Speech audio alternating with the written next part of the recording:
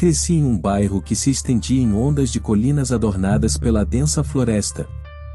Se você explorasse um bosque específico de árvores, chegaria ao nosso lugar secreto, uma clareira na ponta de um penhasco íngreme, que vigiava uma vasta extensão de campo imaculado se estendendo da nossa cidade até o horizonte distante. Era o último lugar onde o sol tocava antes de se pôr todas as noites e permanecia em escuridão por mais tempo, aguardando a chegada da luz solar na manhã seguinte. Foi lá que eu e meu melhor amigo fizemos algo indescritível, e de uma forma ou de outra, pagamos por isso. Eu inventei um jogo chamado A Bordo que costumávamos jogar lá. Funcionava assim: uma pessoa se colocava à beira do penhasco, cara a cara com sua própria mortalidade, respirava fundo e gritava a bordo, antes de fingir dramaticamente pular ou cair. Para os não iniciados, pareceria que realmente tinham caído. Mas na realidade, havia uma pequena e resistente saliência a poucos metros abaixo da borda onde eles aterrissavam, e então outra pessoa, o herói, ou talvez mais, dependendo do tamanho da vítima, os puxava de volta em segurança. Bill, que beirava a estupidez, aperfeiçoou um movimento impressionante. Ele ficava de costas para o penhasco, de frente para mim, e tirava um revólver imaginário do quadril direito. Eu fazia o mesmo, e depois de um breve, mas frenético tiroteio, Hubert agarrava o peito, soltava o último suspiro e caía sem esforço para trás na saliência abaixo. Foi para mostrar esse movimento que levamos o Corey McBride até a clareira e ensinamos nosso jogo a ele. A família de Corey havia se mudado para cá no outono passado, a tempo dele começar o ensino médio. Ele rapidamente se aproximou de Bill e de mim, nos seguindo durante o recreio como um filhote perdido. E realmente, ele queria ser amigo de Bill mais do que meu, e eu não o culpava. Acho que Bill era o tipo de pessoa que ele queria ser, admirava o desempenho de Bill, a maneira como ele subia na árvore mais alta sem hesitação, ou como ele se posicionava no topo das escadas da escola e fazia uma aposta com qualquer pessoa que passasse, dizendo que poderia pular até o final. Essas tentativas raramente terminavam bem para ele, com seus cotovelos e joelhos permanentemente machucados e cheios de cicatrizes, mas esse nunca foi o ponto. Ele faria ou diria qualquer coisa se houvesse a menor chance de alguém rir disso. Quando Corey viu Bill desaparecer do penhasco, sua mandíbula caiu. Bill agachou-se em silêncio na saliência por um longo tempo, apenas para mexer com Corey, que nunca tinha visto algo assim antes. Percebi um lampejo de terror nos olhos de Corey e acredito que, por um momento, ele realmente acreditou que Bill estava morto e que ele seria o próximo. Eu, por outro lado, não conseguia vê-lo lá embaixo, mas sabia que Bill estava sorrindo como um idiota, com as mãos sobre a boca para abafar as risadas. Eu sabia que ele estava se deliciando com a emoção da brincadeira, sabendo, mesmo sem olhar, que Corey havia caído na armadilha de Bill. Corey deu alguns passos cautelosos em direção à borda, espiando por cima em busca de Bill. Assim que ele se aproximou o suficiente, os dedos de Bill apareceram na superfície e agarraram o tornozelo de Corey, assustando-o e fazendo com que ele soltasse um grito agudo. Em seguida, ele deu um salto para trás. Depois que parei de rir, fui resgatar Bill. Houve uma perturbadora realização quando o puxei para cima. Eu poderia soltá-lo. Eu poderia deixá-lo cair. E, pior ainda, havia uma pequena parte dentro de mim que queria fazer isso. Eu nunca quis machucá-lo, mas havia algo em meu cérebro que queria ver o que aconteceria se eu realmente o fizesse. E imaginei isso em minha mente, soltando-o e o vendo cair. Fiquei observando até ele desaparecer. Fiquei parado na saliência, com um profundo horror pelo que tinha imaginado fazer. Não podia permitir que eu mesmo olhasse para o chão lá embaixo. Abaixo, Bill correu em direção a Corey, uivando de risadas. Você deveria ter visto a sua cara, ele disse, fazendo uma expressão de terror falso, gritando como a vítima de um filme de terror. Corey riu junto com Emma, mas ele levantou uma mão para cobrir suas bochechas avermelhadas, consciente de si mesmo e de como sua vergonha estava evidente. No entanto, ele se animou quando Bill bateu em seu ombro e apontou para a beirada. Agora era a chance dele de se provar. Corey deu um passo à frente, olhando timidamente sobre a borda. Ele avaliou a estreita margem entre a segurança da saliência e a morte certa, a poucas polegadas além. Com uma voz tímida, ele soltou um tímido a bordo e, mais do que pular, ele se abaixou gentilmente na saliência, satisfeito com seu pouso. Ele caiu em ataques de riso nervoso por alguns momentos, até que o medo voltou a dominá-lo. Ele queria ser puxado de volta. Corey era o menino mais baixo de nossa turma, e mesmo nas pontas dos pés, suas mãos estendidas ficavam a uns 15 centímetros abaixo da borda do penhasco. Ele dependia completamente de nós para sobreviver. Percebendo isso, Bella, Madison e eu inclinamos nossas cabeças sobre a beirada, fazendo um teatro de não ajudá-lo a subir. Rimos e trocamos olhares entre nós, da forma como as crianças fazem quando começam a experimentar pequenos atos de crueldade. É claro que, eventualmente, iríamos ajudá-lo a subir, mas havia algum instinto primordial que nos impelia a ver quanto tempo poderíamos prolongar a situação. Corey nos implorou para ajudá-lo e estendeu as mãos desesperadamente em nossa direção. Bill virou-se para mim. E então, o que você acha? Devemos deixá-lo? Eu cocei a cabeça e franzi as sobrancelhas, fingindo estar pensativo. Acho que não. Dos olhos de Corey, em seu poleiro na beirada, pude ver seu espanto. Ele não sabia se eu estava brincando ou não, e isso me deixou emocionado. Cara, isso é cruel, disse Bill, balançando a cabeça. Mia, você é insensível. Bill olhou para Corey e depois para mim. Eu, por outro lado, em minha infinita misericórdia, digo que devemos dar uma chance a ele. O que você diz? Devemos dar uma chance a ele? Eu concordei com o jogo de Bill. Estendi um braço para Corey e, quando ele tentou agarrá-lo, eu o levantei apenas um pouco além de seu alcance. Está muito alto, Corey. Por que não pula? O medo que eu havia notado antes voltou aos olhos de Corey, mas dessa vez era mais profundo, alcançando seu âmago. Talvez, pela primeira vez em sua vida, Corey McBride estivesse verdadeiramente com medo. Eu não consigo alcançar, ele gritou, enquanto balançava os dedos sobre a beirada. Corey posicionou-se embaixo da mão de Bill e saltou quando seus dedos estavam prestes a agarrá-lo. Bill puxou a mão de volta, provocando Corey a cada tentativa falha. Corey começou a procurar uma rota de fuga, como um animal enjaulado. Da beirada da saliência, ele avançou e saltou. Quase conseguiu agarrar-se a uma grama suja, mas ela se soltou e Corey perdeu o apoio. Vi o terror se desdobrar em seus olhos enquanto ele buscava algo para segurar. A coisa mais horrível que já ouvi foi o grito de pura violência que ele soltou ao cair. Não era como o grito de terror que Bill havia soltado para me assustar, e isso era real. Ecoou pelo penhasco e ressoou em meus ouvidos como o som do horror puro. Momentos depois, ouvi o estalo dos galhos, e finalmente, o surdo estrondo do corpo de Corey nas pedras lá embaixo. Bill e eu ficamos parados na beirada, em silêncio atordoado, com medo até de respirar. Trocamos um olhar, cada um de nós buscando confirmação do outro de que o que vimos realmente aconteceu. Esperamos, observando atentamente, em busca de qualquer sinal de luz abaixo. Ainda assim, sempre foi o primeiro a quebrar o silêncio, levantando-se de um salto e falando sobre como precisávamos elaborar um plano.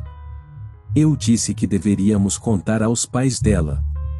Você está brincando, disse Bill. Fiquei de castigo por 1 mês por ter falhado em uma prova de matemática.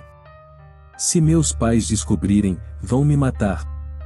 E se ligarmos para a polícia, mas não dissermos nosso nome para que não possam rastrear as chamadas, ele zombou. E você foi quem disse que não o puxaria de volta. E então você irá para a cadeia, mas eles virão atrás de mim. Isso é assassinato. vão te dar a pena de morte. E ele estava certo. Percebi que matei Corey McBride. Nós fizemos isso. Você também o matou, sabe? Nós dois matamos Emma, e ambos iremos para a prisão por duplo homicídio. Parece que concordamos. Dê-me 1 minuto. E ele começou a andar de um lado para o outro, mergulhado em pensamentos profundos. Sentei-me na grama, absorvendo os últimos raios de sol da tarde, sem tirar os olhos da beirada do penhasco, esperando que Corey subisse de volta. Eles elaboraram um plano. Asseguramos que não diríamos nada quando os pais de Corey aparecessem procurando por ele. Diríamos que estávamos brincando nas florestas em ambos os lados da cidade e que ele tinha ido para casa 1 hora antes de nós. Juramos um ao outro em nossas próprias sepulturas que nunca contaríamos a ninguém o que fizemos com Corey McBride. Foi fácil fazer a promessa naquele momento, mas foi muito mais difícil mantê-la na manhã seguinte, quando a mãe atordoada de Corey apareceu à minha porta perguntando se eu sabia o que tinha acontecido com ele. Eu mantive o plano por medo de ser descoberta, mas queria tanto contar a ela a verdade, apenas para limpar minha consciência. Não faço ideia de onde ele esteja, disse a ela, mantendo meus olhos baixos na esperança de que ela não visse minha culpa óbvia. Ele me disse que ia brincar com você e Bill, ela implorou. Por favor, você tem que saber alguma coisa. Ele foi embora 1 hora antes de nós e disse que estava indo para casa. Como ele poderia ter se perdido quando vocês estavam brincando tão perto? Ela apontou para as florestas e meu sangue gelou. Não estávamos lá. Estávamos do outro lado da cidade. Como ela sabia onde estávamos? O grito ensurdecedor de Corey ecoou em minha mente. E se ela ouviu tudo? Não ouse mentir para mim, sua voz cortante saiu em um tom agudo. Corey me disse que vocês estavam brincando lá. Ele é um bom garoto e não mentiria para mim. Eu queria que Bill estivesse aqui comigo. Ele nem precisaria pensar para encontrar uma resposta que nos inocentasse e a tirasse do nosso encalço. Minhas palavras falharam e, bem, estávamos lá, mas então decidimos descer para o riacho, então fomos para as florestas do lado leste. Ela pensou por um momento, analisando minhas palavras. Eu esperava com todas as minhas forças que ela acreditasse em mim. Ok, ela assentiu silenciosamente, enxugando as lágrimas dos olhos. Ok. Uma busca em toda a cidade foi realizada nas próximas 3 semanas, vasculhando as florestas erradas em busca de qualquer sinal de Corey. Eles não o encontraram. Foi então que percebi que, se Corey ainda estivesse vivo, ele contaria a todos o que Bill e eu havíamos feito. Era melhor que ele estivesse morto, eu me dizia. Melhor ele do que eu. Fui recrutado para a busca por minha mãe, que me acordou uma manhã cedo para me dizer que íamos procurar pelo garoto desaparecido, o Corey. É assim que você disse que se chamava, não é? Eu assenti. Vocês eram amigos, certo? Ele estava na minha turma. Satisfeita com minha resposta, nós tomamos um café da manhã rápido e saímos para se juntar a alguns de nossos vizinhos que também estariam procurando. Eu me perguntava por que estávamos nos encontrando tão perto de casa quando as equipes de busca tinham a impressão de que Corey estava perdido do outro lado da cidade. Eu afastei esse pensamento, considerando-o apenas mais um item na longa lista de coisas que os adultos faziam e que não faziam sentido para mim. O grupo ao qual eu pertencia era liderado por um policial. Vi que Bill e seus pais também estavam lá, e fiquei feliz, pois seria mais fácil manter nossa história coerente se estivéssemos juntos.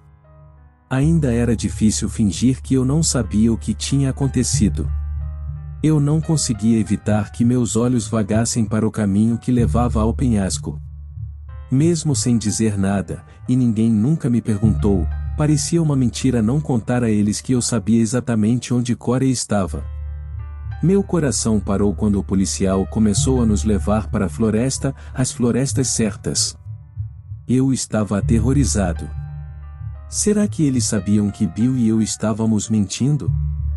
Será que nos levariam diretamente ao corpo? Sullivan poderia nos prender, e Bill também sentiu isso. Ele se aproximou do policial e chamou sua atenção. Fomos para lá, ele protestou e apontou na direção oposta. Estávamos no lado leste. O policial o olhou. Eu sei, filho, e não encontramos nada lá. Só queremos ter absoluta certeza. Já vasculhamos todos os lugares. Começamos a seguir um caminho que eu nunca tinha usado antes. Eu podia sentir pela inclinação do terreno que estávamos indo em direção à base do penhasco. Não era o calor que me fazia suar, era o medo. À medida que nos aproximávamos cada vez mais do fundo, todos tomavam seu tempo para procurar. Quando o terreno ficou mais plano, as árvores não eram tão densas, mas ainda havia muitos lugares onde uma criança pequena como Corey poderia se esconder. Eu desempenhei meu papel, virando troncos e verificando atrás de cada árvore, chamando seu nome intermitentemente, como todos os outros. Meus piores medos estavam prestes a se tornar realidade quando o grupo começou a se aproximar do penhasco. Procurei Bill, esperando que ele soubesse o que fazer, mas ele havia desaparecido.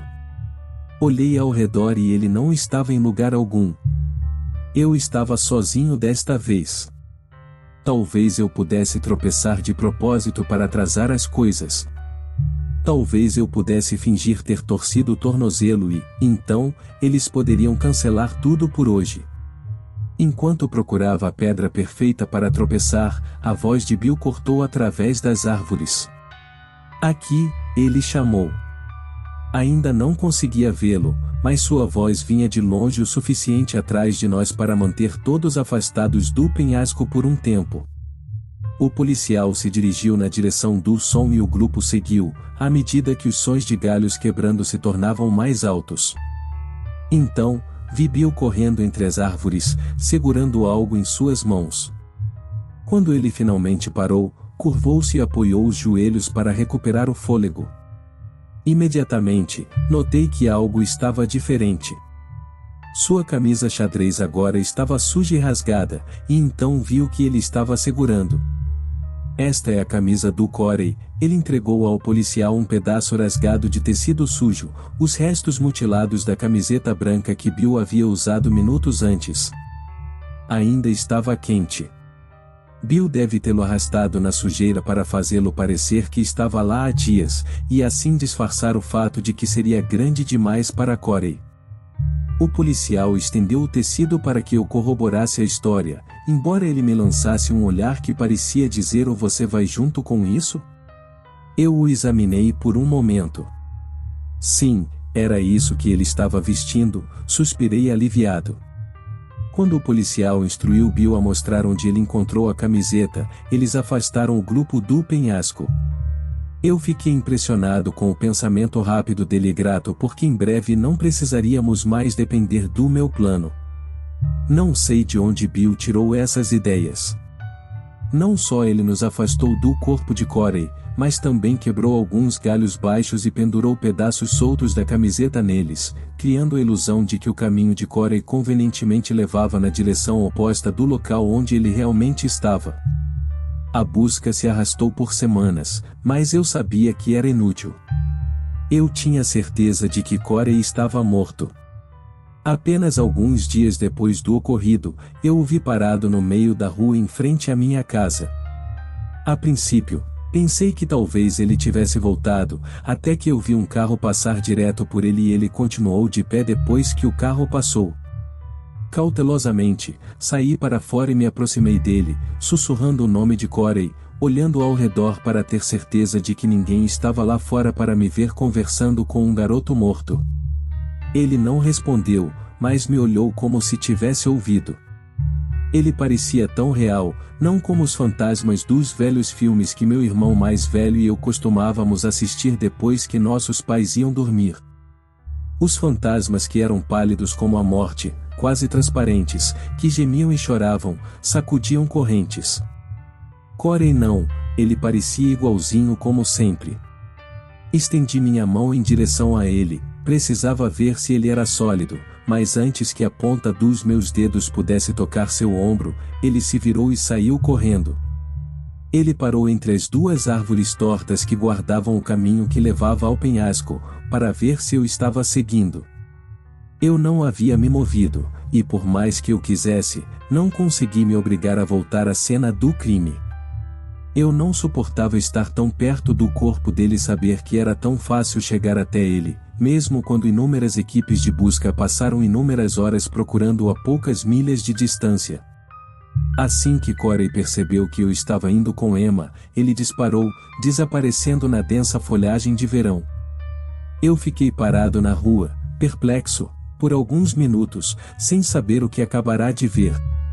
Eu poderia ter ficado ali a tarde toda tentando entender se o Corey que vi era real ou se eu estava perdendo a cabeça, se não fosse pelo som alto da buzina de um carro que me trouxe de volta à realidade e me fez correr de volta para dentro. Embora ele evitasse minha vida desperta, eu não estava livre de Corey.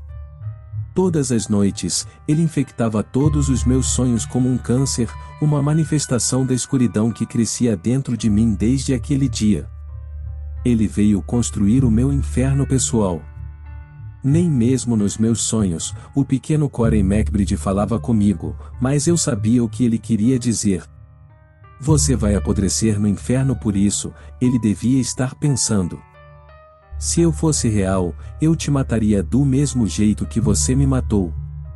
Todas as noites, ele se quebrava diante dos meus olhos, assim como sei que seu corpo fez quando caiu nas rochas naquele dia, seus ossos se quebrando e voltando a se juntar, tortos, formando membros como cordas emaranhadas. Ele se arrastava até minha cama até que estivesse nariz a nariz comigo, e eu implorava por seu perdão. Me desculpe, eu não queria. Eu ia te puxar de volta, eu juro, mas a raiva ardente em seus olhos me dizia que não era suficiente. Eu não sabia, estávamos apenas brincando, eu não achava que você cairia, eu implorava a ele, mas ele se afastava de mim e começava a andar de um lado para o outro no meu quarto, o som oco dos seus passos desequilibrados, ritmados como um metrônomo, contando as batidas frenéticas do meu coração. A parte mais perturbadora desses sonhos acontecia momentos antes de eu acordar. Corey parava ao lado da minha cama e estendia a mão em minha direção, e, por mais que eu tentasse me soltar, eu não conseguia me libertar de seu aperto.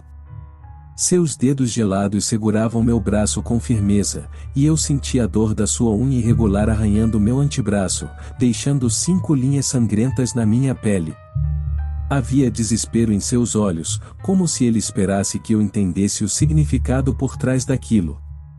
Eu sabia que ele estava tentando me enviar uma mensagem, mas não conseguia, por mais que tentasse, entender o que era. Sempre acordava frio na manhã seguinte, com a sensação de que estava um dia mais perto de alguma forma de retribuição cósmica pelo que eu havia feito. Quando a balança fosse equilibrada e o universo se redimisse, eu sabia que eu deveria estar bastante alto nesse último. A busca por Corey perdeu força nos meses seguintes, à medida que seus restos não eram encontrados. Acho que era muito triste para todos continuarem procurando quando sempre voltavam de mãos vazias. Chegou novembro e eles desistiram da busca por completo, resignaram-se a presumir o pior. Sua família realizou um serviço memorial em sua igreja. Bill e eu trocamos olhares significativos, mas não nos aproximamos um do outro, reafirmando inconscientemente nosso pacto no altar.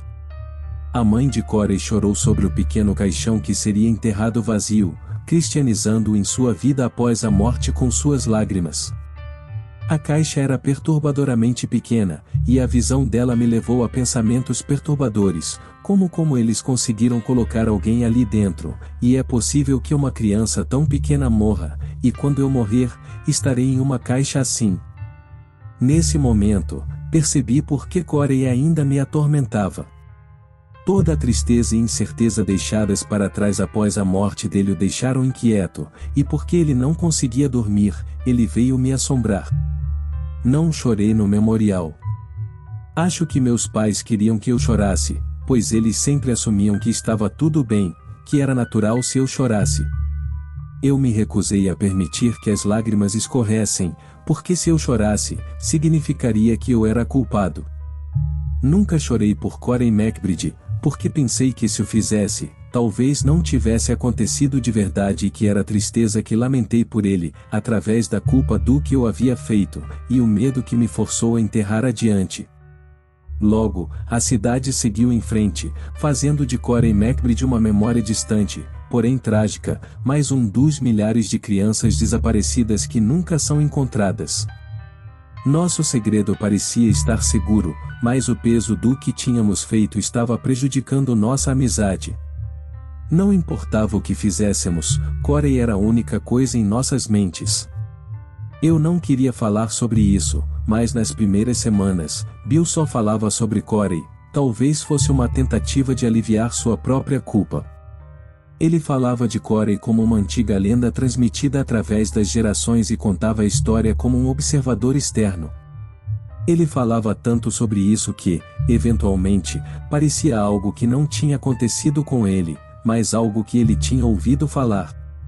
Bill compartilhava essa história entre nós como um pedaço de fofoca que ele tinha pegado em um parquinho.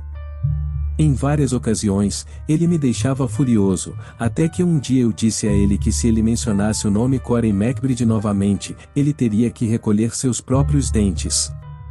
Aquela foi a última vez que ele falou sobre isso naquele verão. Por muito tempo, Bill e eu nos afastamos nos anos seguintes, apesar de nossos melhores esforços. Tornou-se muito doloroso para nós dois estarmos perto um do outro. Levariam muitos anos até termos um reencontro adequado, se é que se pode chamar assim. Eu tinha voltado para casa depois da faculdade e, poucos dias depois, fui convidado para o funeral de Bill. Pelo que eu tinha ouvido, ele se matou, mesmo que não tivéssemos nos falado há anos. Fiquei absolutamente arrasado com isso.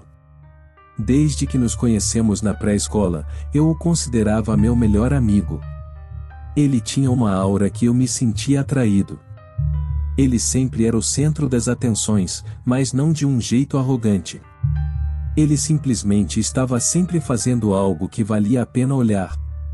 Eu não pude deixar de me perguntar por que ele fez isso, e se tinha algo a ver com Corey McBride.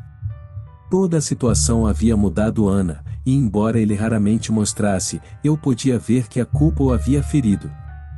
Senti uma horrível sensação de agradecimento, porque isso significaria que eu era responsável não por uma, mas por duas mortes. Apenas uma vez ele mencionou Corey McBride para mim depois daquele verão no ensino médio. Ele me encurralou no almoço e disse que absolutamente precisava falar comigo. Ele me arrastou para o banheiro masculino vazio, do lado de fora da cafeteria, e trancou a porta. Seus olhos estavam selvagens, seu corpo todo agitado com uma energia nervosa.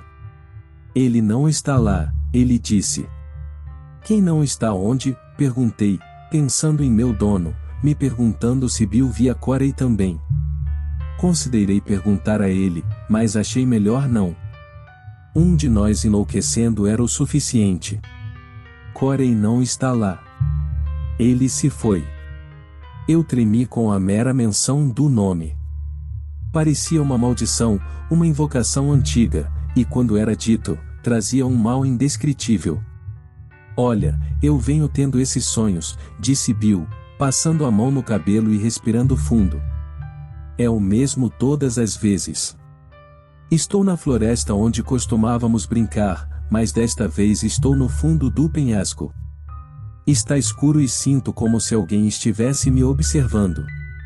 Não importa para onde eu tente ir, porque toda vez que me viro, ainda estou de frente para o penhasco. E então eu ando para frente, e quando as árvores estão prestes a se abrir, tenho certeza de que vou ver o corpo dele. E eu acordo e estou sozinho no sonho, perguntei, pensando em minha mente, perguntando se Bill via Corey também. Considerei perguntar a ele, mas achei melhor não. Um de nós enlouquecendo era o suficiente. Sim, mas esse não é o ponto, ele respondeu, desprezando minha pergunta. Ontem eu voltei lá, eu tinha que saber. E quando cheguei ao pé do penhasco, não havia nada lá. Procurei em todos os lugares. Ele desenhou um mapa no ar entre nós, entre as árvores, até que parou bruscamente. Havia um monte de árvores ao redor, mas então tem um claro no fundo. Não havia como ele ter caído lá. Eu fingi estar calmo, mas por dentro eu sentia que estava tremendo. Então, cadê o maldito corpo, Charlie? Ele perguntou. Eu não sei, eu tentei, eu respondi, ficando irritado. Por que ele não conseguia simplesmente deixar para lá e manter isso para si mesmo, como eu tinha feito? Eu gritei com Emma. Ele esteve lá fora por anos e há coiotes por toda aquela floresta. Talvez um deles tenha comido Emma. Bill balançou a cabeça. Onde você acha que ele foi? Aquilo me deixou furioso. Eu não me importava com quem pudesse ouvir. Estava furioso com ele por trazer de volta todas aquelas lembranças. Eu só queria esquecer o que tinha acontecido. Queria seguir em frente. Ele deve ter caído uns 100 metros. Você simplesmente não se levanta e sai andando depois disso, certo? Bill começou a chorar e enterrando o rosto nas mãos. Eu avistei a cena no espelho. Os ombros de Bill tremendo entre soluços e eu tão bravo que todo o meu rosto estava vermelho, em pé sobre Emma. Respirei fundo, me acalmando, suavizando meu olhar raivoso. Puxei-o para um abraço. Quando soltei, mantive uma mão firme em seus filhos. Eu gostaria de poder dizer que tudo ficaria bem, que ele está morto, Bill. Corey McBride, seu pai, não. Ele balançou a cabeça, negando. Ele ainda está vivo. Ele está lá fora e um dia ele virá atrás de nós. Ele vai nos matar, eu tenho certeza disso. Isso sou insano, eu disse a ele. Não, na verdade, não. Ele parou de chorar, mas não limpou as lágrimas escorrendo de seu rosto. Quero dizer, o que você faria se tudo isso acontecesse com você? Você não quereria vingança? Eu queria, e eu sabia que o Corey e meus sonhos também queriam algo. Não importa o que ele queira, ele está morto e não pode fazer nada a respeito. Bill abriu a boca para protestar, mas eu o interrompi. Tenho aula, eu disse, trancando a porta. Coloquei minha mochila no ombro e o deixei lá. Não olhei para trás, mas essa memória me assombrou no funeral. Batia contra o interior do meu crânio enquanto me aproximava do caixão de Bill para prestar minhas homenagens. Eu não podia acreditar que isso estava acontecendo. E apoiei minha mão na tampa polida, estava fechada. Isso me lembrou o caixão vazio do Corey e uma parte de mim se perguntava o que havia dentro deste. Ele não está aqui, ecoava repetidamente, e a imagem de Corey caindo se repetia contra a parte de trás das minhas pálpebras. Nós o matamos. Tudo o que ele queria era ser nosso amigo, e o deixamos sozinho durante todos esses anos. Nunca contamos a ninguém, seus pobres pais nunca descobriram. Eu os imaginava acordados até tarde, preocupados com Emma, aquele pequeno lampejo de pânico e esperança toda vez que o telefone tocava e a decepção quando as mãos deles ainda não sabiam o que tinha acontecido com Corey. Eu me perguntava se deixavam as luzes da varanda acesas a noite toda, esperando que um dia seu filho as visse e voltasse para casa. Um pensamento terrível passou pela minha mente. Bill me odeia. Ele ressente de mim por não acreditar em Emma, por não ser um bom amigo, por nunca ter me aproximado, mesmo sabendo que a culpa o estava consumindo vivo. E se o Corey fosse o motivo pelo qual Bill tirou a própria vida? E se fosse culpa minha? Eu estava entorpecido, dirigindo para casa após o funeral de Bill. As ruas da minha infância, pelas quais eu tinha passado 100 vezes, pareciam estranhas. Eu me sentia como um estranho invadindo a vida de outra pessoa. Nada era real. E então, avistei aquela floresta. Parei meu carro no meio da rua, em frente à casa onde cresci, abalado pela visão das duas árvores tortas marcando a entrada do caminho que levava ao penhasco. A culpa que eu vinha guardando desde aquele verão explodiu em chamas perversas. Fiquei furioso, batendo o punho no volante e amaldiçoando a mim mesmo pelo que havia acontecido tantos anos atrás. Odiava aquela floresta. Odiava aquele jogo estúpido. Odiava esta cidade, e odiava o Bill por se matar. Odiava o Corey por segui-lo, e odiava a mim mesmo porque era tudo culpa minha. Um dia chegará em que terei que reconciliar o que fiz com quem está lá fora fazendo a contagem, e eu não estou pronto. Aqui, duvido que algum dia esteja. Como posso encarar alguém ou qualquer coisa nos olhos e dizer o que fiz ao pequeno Corey McBride naquela tarde de verão? Quem irá me perdoar? Eu posso me perdoar? Devo sequer implorar por misericórdia? Quando ergui a cabeça e olhei para fora da janela, vi Corey McBride parado na rua, do jeito que ele estava quando eu era criança. Fiquei chocado ao vê-lo à luz do dia e perceber o quão pequeno ele realmente era. Ele era a criança com quem eu cresci e deveria ter cuidado. Saí do carro e me aproximei dele. Ajoelhei-me, ficando na altura dele, e implorei: "O que você quer de mim?" Assim como ele fez tantos anos atrás, ele seguiu em direção à floresta. Desta vez, o segui. Ele me levou até a beirada do penhasco, como eu suspeitava. Meu corpo todo tremia à medida que as memórias da minha infância voltavam a inundar minha mente, e eram tão reais que parecia reviver cada uma delas enquanto passavam por minha cabeça. "Desculpe", eu disse, olhando para o vazio à minha frente. "Desculpe", eu disse para o chão lá embaixo. "Desculpe", eu disse para o Corey que estava lá em algum lugar. Corey me chamou para um caminho oculto que eu nunca tinha visto antes. Eu o segui, descendo o mais profundo que parecia uma eternidade. Logo percebi que estávamos chegando à base do penhasco. Eu o ressentia pelo que ele estava prestes a me fazer ver, mas o segui mesmo assim, porque sentia que lhe devia isso. Perguntei-me como foi quando Bill fez sua jornada e se eu também seria levado à Nevada. Quando chegamos à base do penhasco, olhei ao redor. Não havia nada ali. Olhei para cima e vi o local de onde ele tinha caído, mas ainda não havia nenhum sinal dele lá embaixo. Onde ele poderia ter ido? Vasculhei toda a clareira e ainda não encontrei Emma. Bill estava certo? Ele deve ter caído aqui, mas não havia nada além de algumas rochas e árvores. Sabia que teria que voltar em breve, estava ficando escuro. Momentos antes de virar para ir embora, o vi. Corey estava parado ao lado de uma pequena abertura na base do penhasco. O que encontrei lá dentro superou todos os meus piores medos. Aos meus pés, estavam os restos de Corey McBride.